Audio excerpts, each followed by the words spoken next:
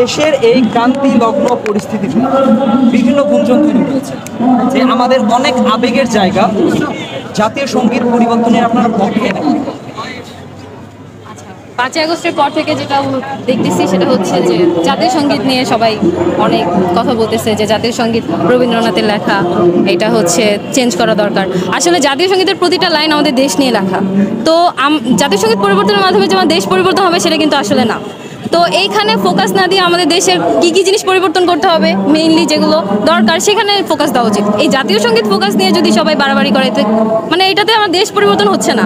আর জাতীয় সঙ্গীতের প্রত্যেকটা লাইন আমাদের দেশকে নিয়ে লেখা, দেশের প্রতিটা আবেগ, ছোটোকাল থেকে এটা শিখে আসতেছি, জেনে আসতেছি, এই সঙ্গীতটাকে সম্মান করে আসতেছি, সেটা হুট করে পরিবর্তন করাটা আমি সম্পূর্ণ বিপক্ষে। আসলে এটা প্রতিটা লাইন আমাদের আবেগ জড়ানো, এই লাইনগুলো পরিবর্তন করার কোনো মানে হয় না। এটা কে লিখলো, কোন কবি লিখলো, সে কোত্থেকে আসে, সে দেশের জন্য লিখছে, দেশের জনগণের জন্য লিখছে, সে নিজের জন্য বা কোনো ধর্ম বৈষম্য করে লিখে নেয় বা কোনো দেশ বৈষম্য করে লিখে নেয়। এটা আমার বাংলাকে নিয়ে লেখা। আমি চাই আমার জাতীয় সঙ্গীত যেমন আছে তেমনই থাকুক, এটা পরিবর্তনের নিয়ে মানে বাড়াবাড়ি না করা। দেশে আরও অনেক রকমের দুর্নীতি, চাঁদাবাজি, কত কিছু হচ্ছে, এইখানে হচ্ছে আসলে নজর দেওয়া উচিত। এখানে এই ছোটোখাটো বিষয় নিয়ে নজর দিয়ে দেশটার আবেগ নিয়ে খেলা করার কোনো মানে হয় না। আমি হচ্ছে সম্পূর্ণ বিপক্ষে এটা। আসলে সম্প্রতি আমরা দেখতে পাচ্ছি যারা ছাত্র আছে, বৈষম্যবিরোধী ছাত্র থেকে শুরু করে সাধারণ মানুষ আছে, তারা এই জাতীয় সঙ্গীতের বিপক্ষে। তারা চাচ্ছে যে জাতীয় সঙ্গীতটা এই মুহূর্তে আর দরকার নেই, আমাদের নতুন কোনো জাতীয় সঙ্গীত আসুক। সেটাকে আপনি কীভাবে দেখেন? আচ্ছা, ওরা যে জাতীয় সঙ্গীতের বিপক্ষে, আমার কথা হচ্ছে জাতীয় সঙ্গীতের কোন লাইনটা তাদেরকে মানে এভাবে বিপক্ষে যাওয়ার জন্য বাধ্য করলো? কারণ জাতীয় সঙ্গীতের প্রত্যেকটা লাইন তো দেশকে নিয়েই লেখা, দেশের মায়া সব কিছু নিয়ে লেখা। কে লিখলো সেটার উপর ডিপেন্ড করে একটা সঙ্গীতের লাইন চেঞ্জ করে ফেলবে বা জাতীয় সঙ্গীত চেঞ্জ করে ফেলবে, এটা আসলে আমি জানি না তারা কেন এটার বিপক্ষে কাজ করতেছে বা এটার বিপক্ষে কথা বলতেছে, আমি আসলে জানি না। কিন্তু আমার মতে হচ্ছে জাতীয় সঙ্গীতটা ঠিক আছে, এটা থাকুক। কারণ হচ্ছে মানে এটা হচ্ছে আবেগময় একটা মানে ব্যাপার।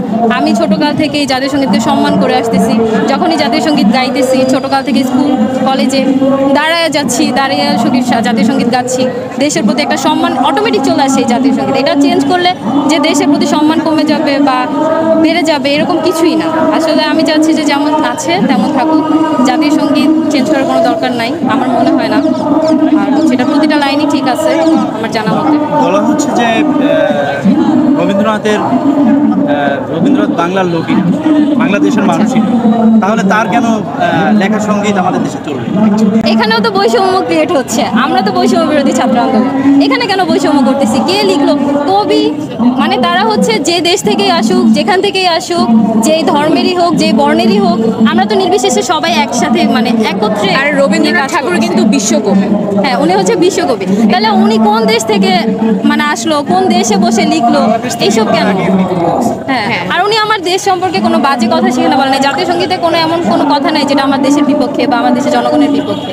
প্রতিটা লাইন আমার দেশের বিপক্ষে, আমার দেশের মাটি নিয়ে লেখা, আমার দেশের প্রকৃতি নিয়ে লেখা। তাহলে তো এখানে এটা পরিবর্তনের কোনো মানে। একটা কথা বারবার বলা হচ্ছে, রবীন্দ্রনাথ নাকি বলেছিলেন মূর্খের দেশে কিসের বিশ্ববিদ্যালয়। এই কথাটা আপনি জানা আছে কিনা বা আপনি এটা যদি একটু বলতেন? এর কোনো সত্যতা আমরা পাইনি বা আমরা এখন জানি না। Thank you.